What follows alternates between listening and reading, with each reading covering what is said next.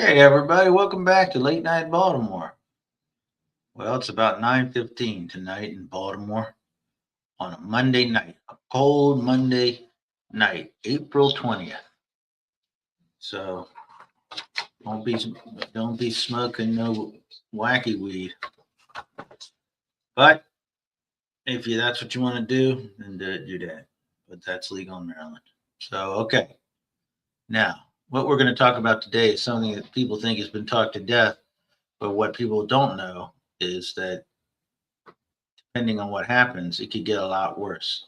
And what we're talking about is data collection and privacy and security with your data and how that data is being shared. Now, what happened is that before MAGA came back into power, they made friends with all these big time, big tech people, buddied up to them.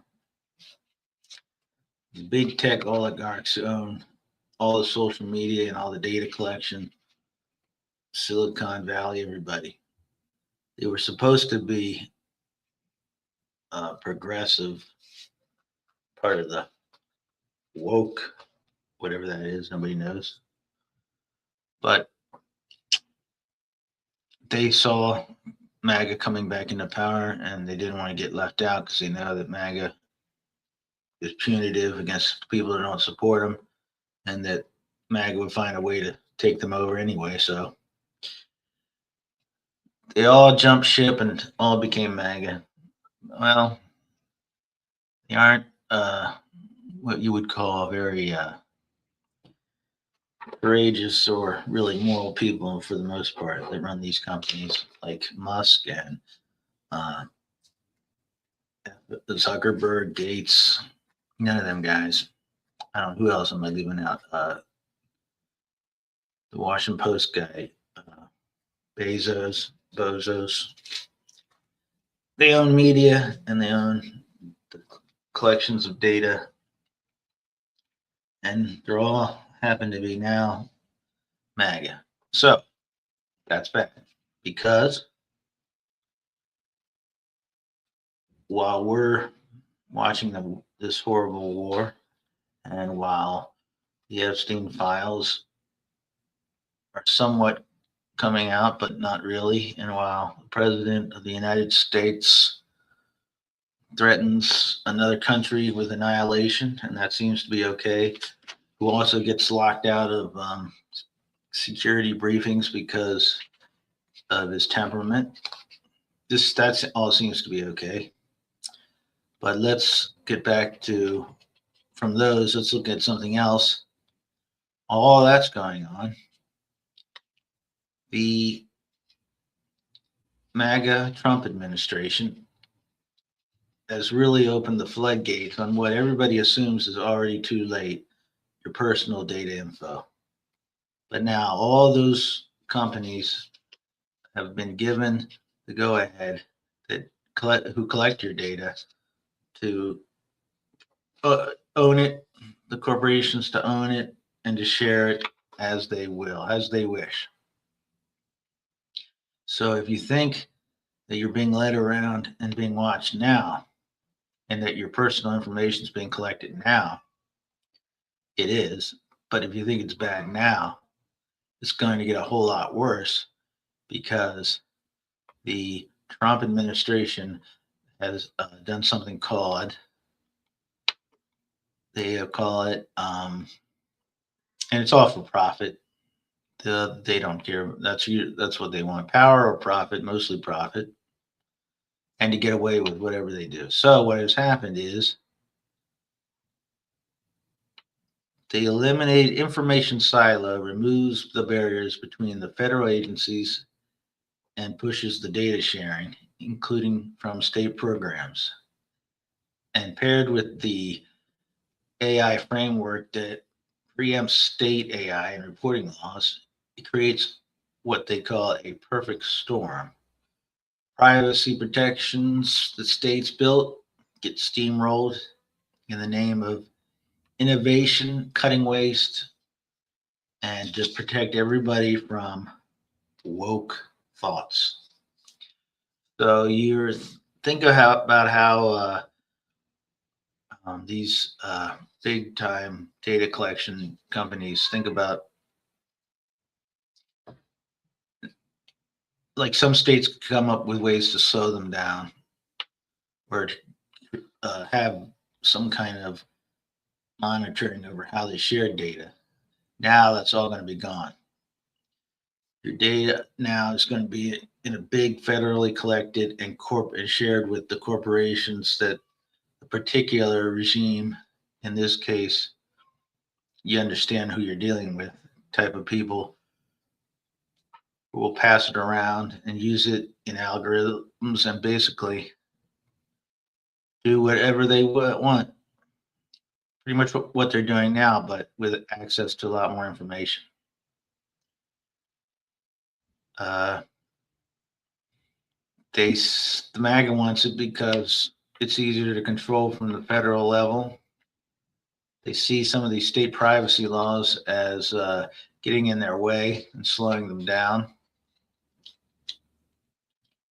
So they want one national standard cut, because I think it'll cut bureaucracy, stop woke regulations out that they think are happening from blue states. Although, like I say, nobody can explain what that means.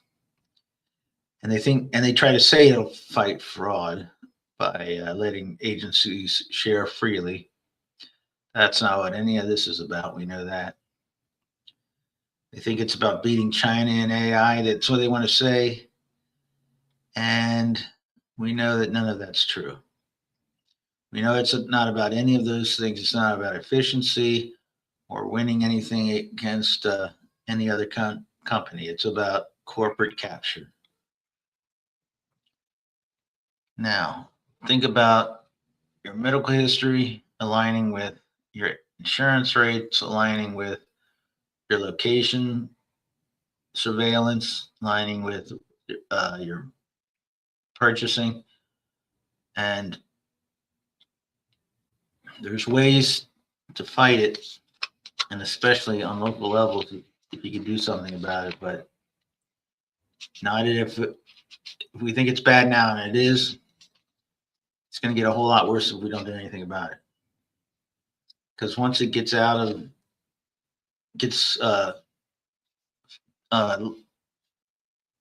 shared among these different corporations and private hands, you never getting it back. Surveillance capitalism with a government stamp of approval, one source I got here said. California trying to fight it back, calling it an attack on people's rights, and they're right.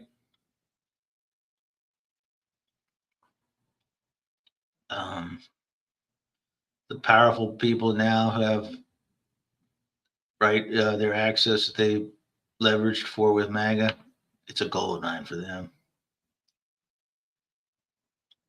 Now you got to call your state's reps and you got to remind them of this, that you want to try to return these kind of privacy and data collection laws to the state level. And because some states, let's face it, some states are going to be better at dealing with this than others. And you want to get it back into the state's control. On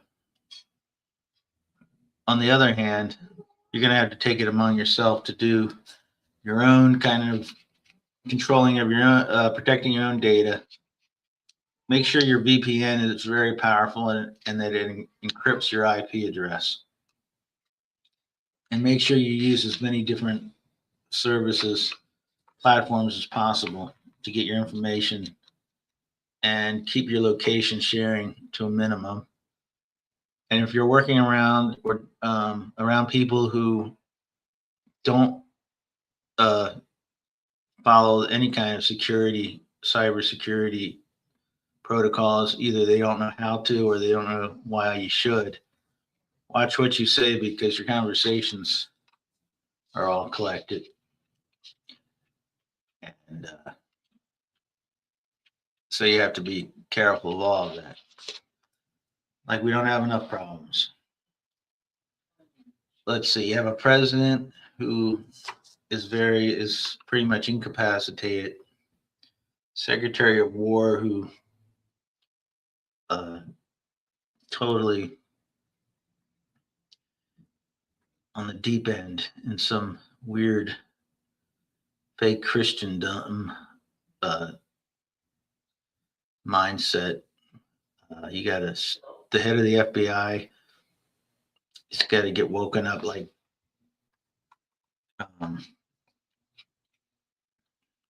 the guy in like Martin Sheen's character in Apocalypse Now at the beginning of the movie has been woken up out of his drunk. So these are the type of people who are making those kind of big decisions.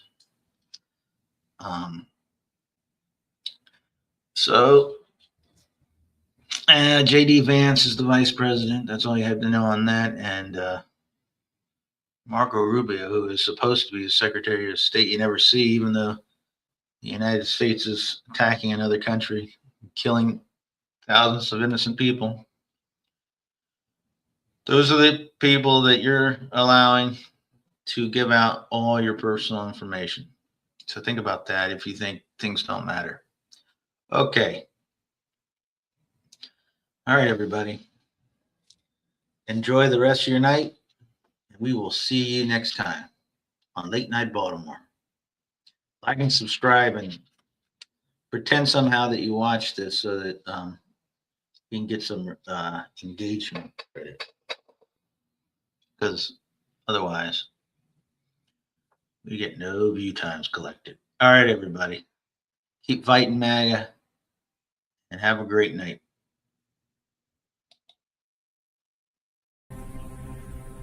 Big Rooster.